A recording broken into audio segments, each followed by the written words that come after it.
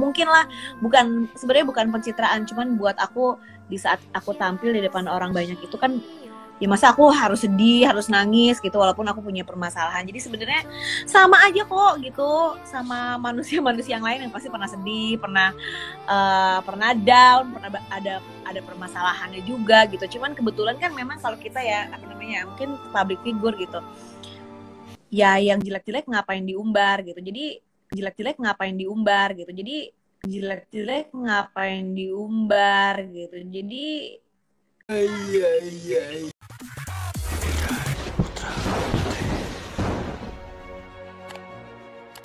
Selanjutnya ini dari akun Nining Mifta 34 ya. Nining Mifta 34. Pertanyaannya, Mama Gigi mau nanya dong bagaimana cara mengatur pola makan waktu hamil?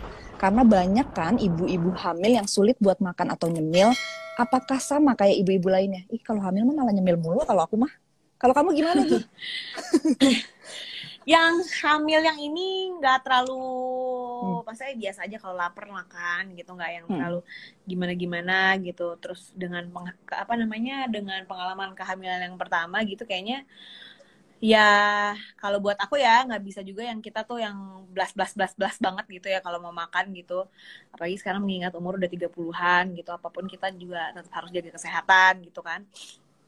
Jadi kalau aku sih lebih banyak gimana caranya makannya. Kalau aku baca-baca dan tanya dokter tuh lebih banyak makan yang protein gitu. Jadi nanti aku ambil karbohidrat tuh dari yang lain gitu. Misalkan kadang kan buah tuh ada karbohidratnya gitu. Jadi lebih di combine gitu. Karena kalau kebanyakan kayak yang manis-manis gitu, kalau mau ngikutin kemauan ya, yang ngikutin kemauan sekali-sekali tuh iya aku, cuman nggak bisa diikutin terus menerus gitu kan. Jadi segigit 2 gigit oke gitu. Selanjutnya tetap, karena kalau bisa kita makan yang manis tuh ya nggak banyak juga yang kena ke bayinya gitu, lebih ke kitanya gitu. Jadi mungkin lebih aware sama hal-hal kayak gitu. Jadi kita tahu gitu mana sih sebenarnya yang baik buat bayinya, mana yang sebenarnya malah buat ibunya jadi tambah melar dan jadinya nggak sehat gitu. Oke, semoga terjawab ya Mbak Nining ya. Kita ke pertanyaan selanjutnya nih Gi. Dari Andari Fania Nindi. Andari Fania Nindi ya. Dibacakan pertanyaannya, Mbak Gigi nanya dong, untuk mengatur waktu antara keluarga dan bisnis itu bagaimana caranya? Nah mungkin tadi kita udah sedikit bahas di atas ya. Nah, Oke.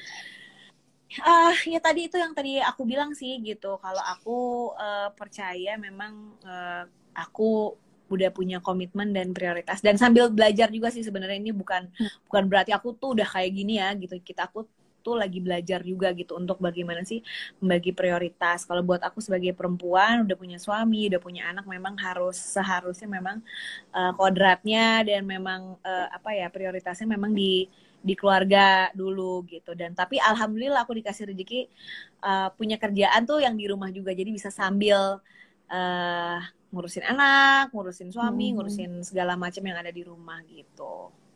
Oke. Tapi balik lagi prioritas orang kan beda-beda ya. Beda-beda, betul.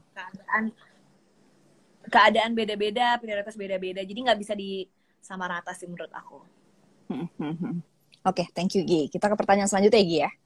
Ini dari akun Instagram Nona Rika ya, Nona Rika. Kakak Gigi mau nanya, untuk persiapan lahiran anak kedua, apakah kakak udah nyiapin nih untuk biaya sekolah untuk anak kedua? Oh, ditanyanya dari sekarang loh. Ya kalau tabungan sih pasti ada lah ya gitu ya buat anak gitu. Udah mulai sedikit-sedikit, walaupun ya belum dipersiapkan banget gitu kayak Rafathar, tapi ada lah alhamdulillah.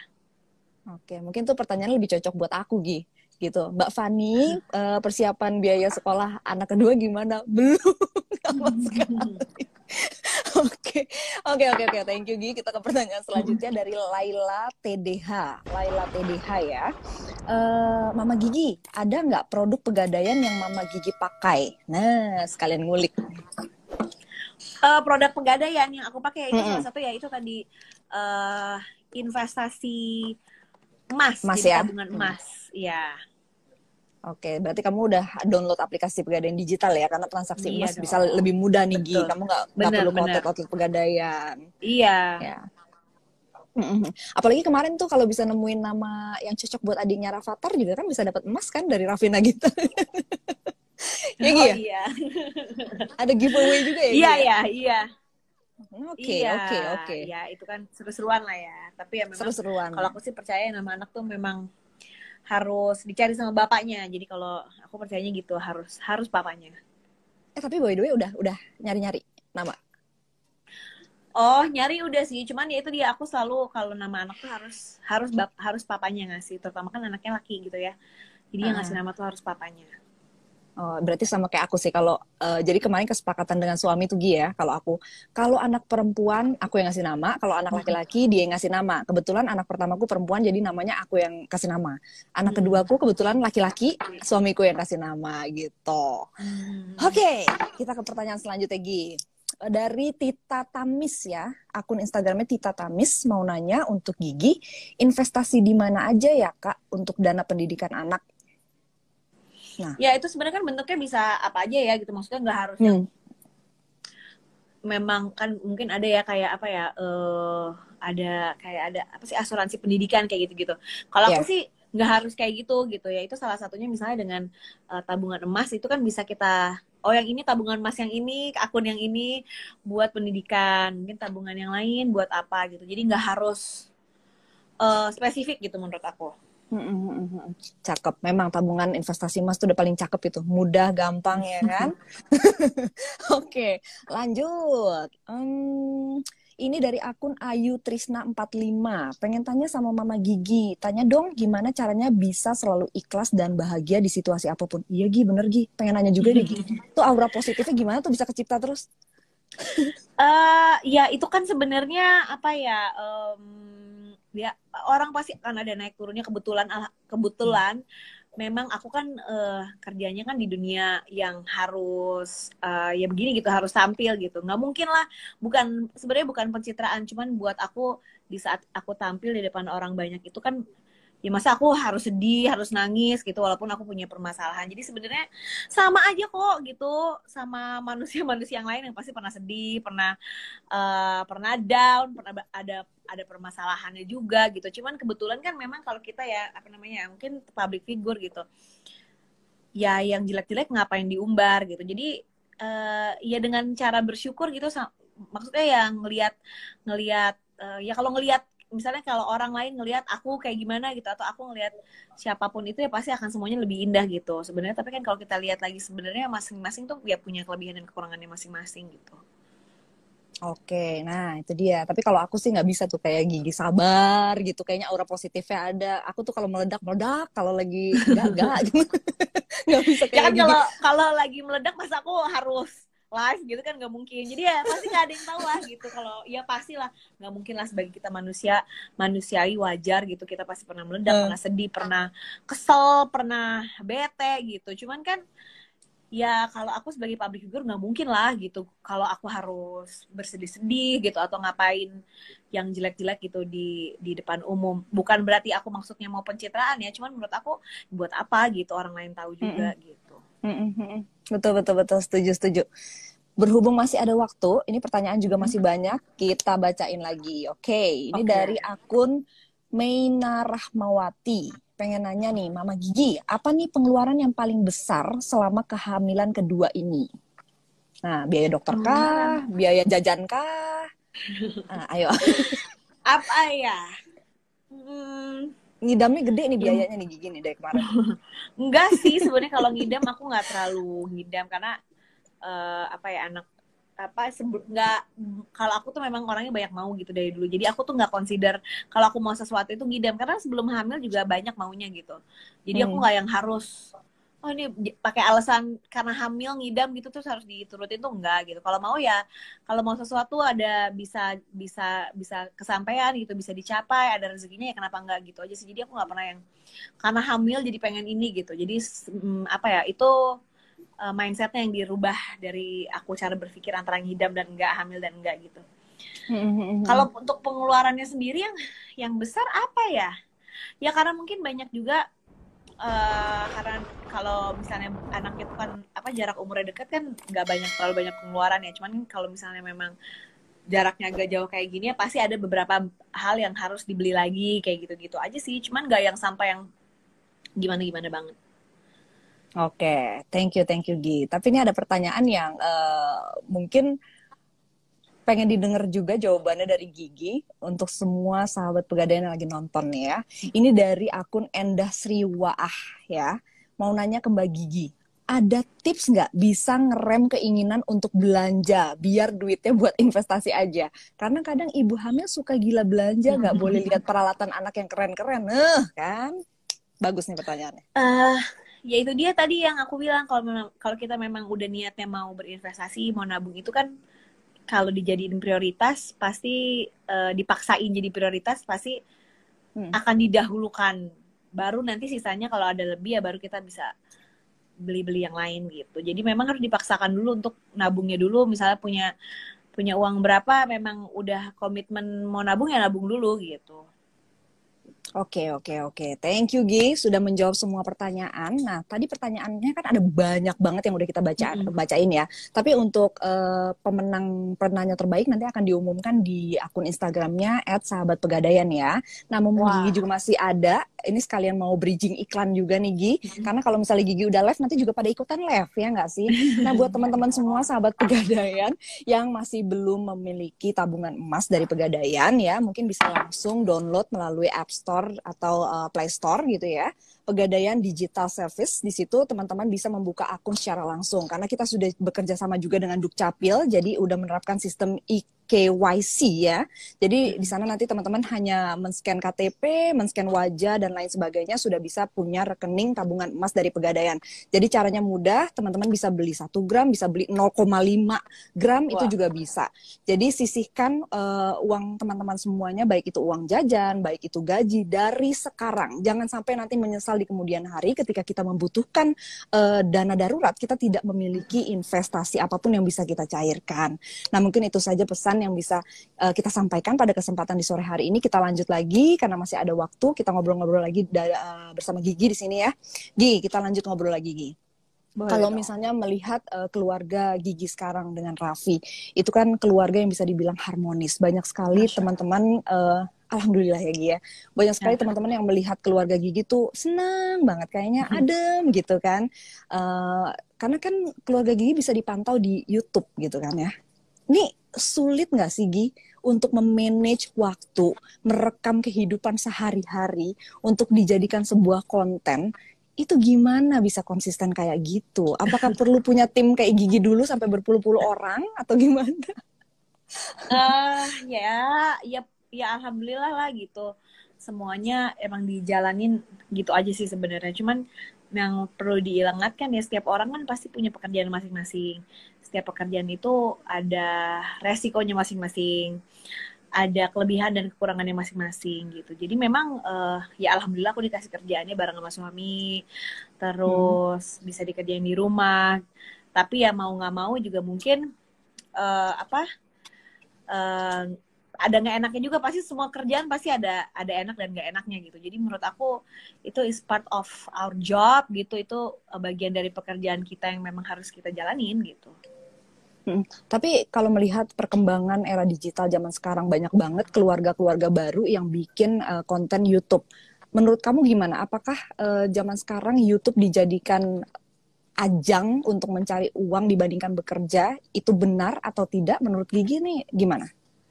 Karena banyak banget keluarga yang udahlah kerjaan nomor sekian, yang penting gue ngonten aja untuk dapetin pendapatan setiap bulannya gitu. Nah, menurut Gigi gimana?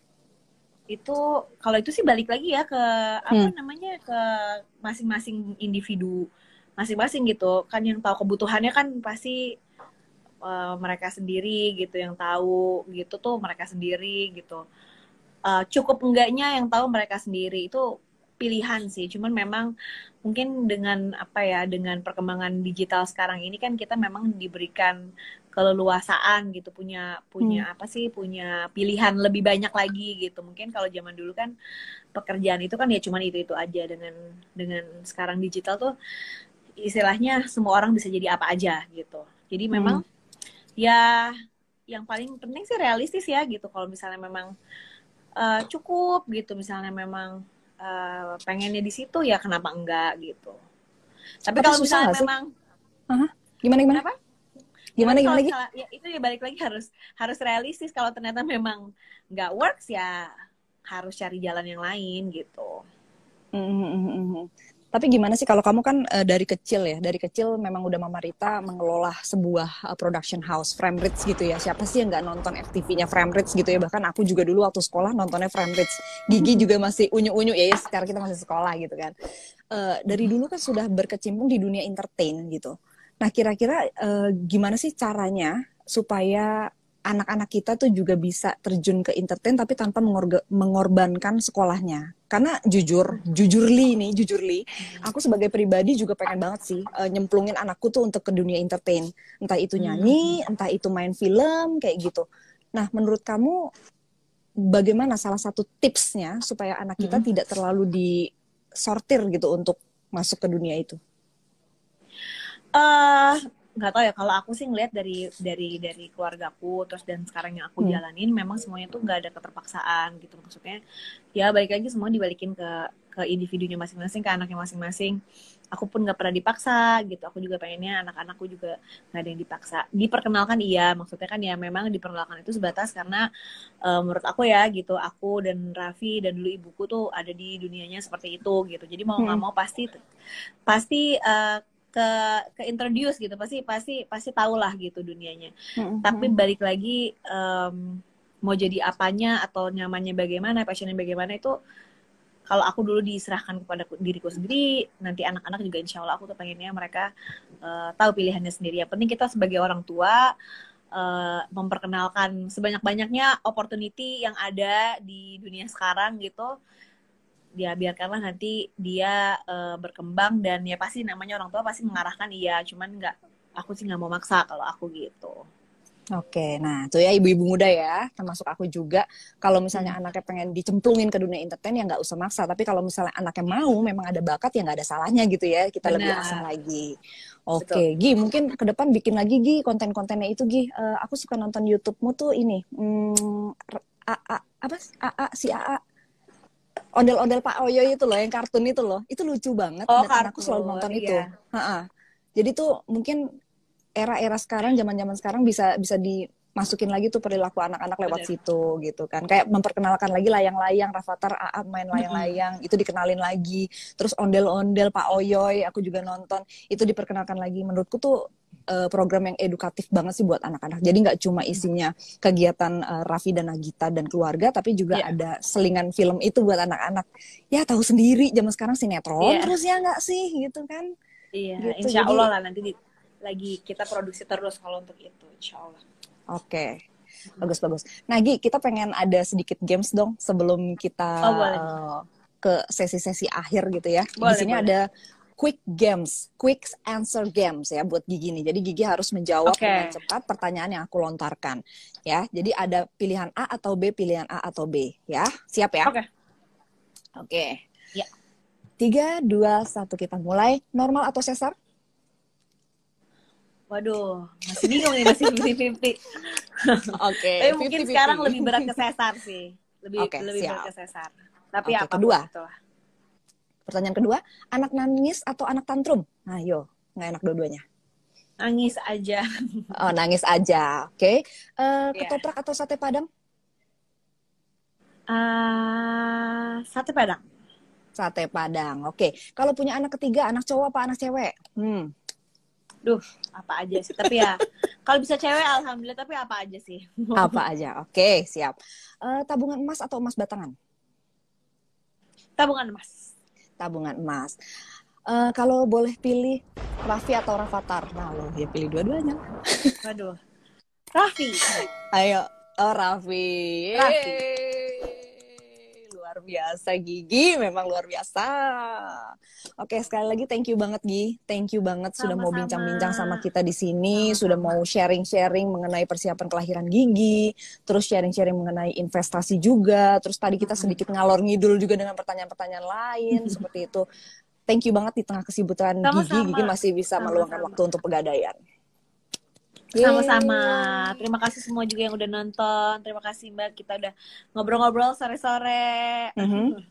Oke, sebelum aku lanjut ke closing, mungkin Gigi untuk terakhir Gigi, boleh dong sapa-sapa teman-teman, sahabat Pegadaian semuanya, boleh memberikan saran, boleh memberikan motivasi, boleh memberikan apapun deh, pokoknya terserah Gigi untuk menutup sesi kita di siang menjelang sore hari ini. Monggo Gigi. Oke, terima kasih nih atas kesempatannya bisa ngobrol-ngobrol bareng sama sahabat Pegadaian.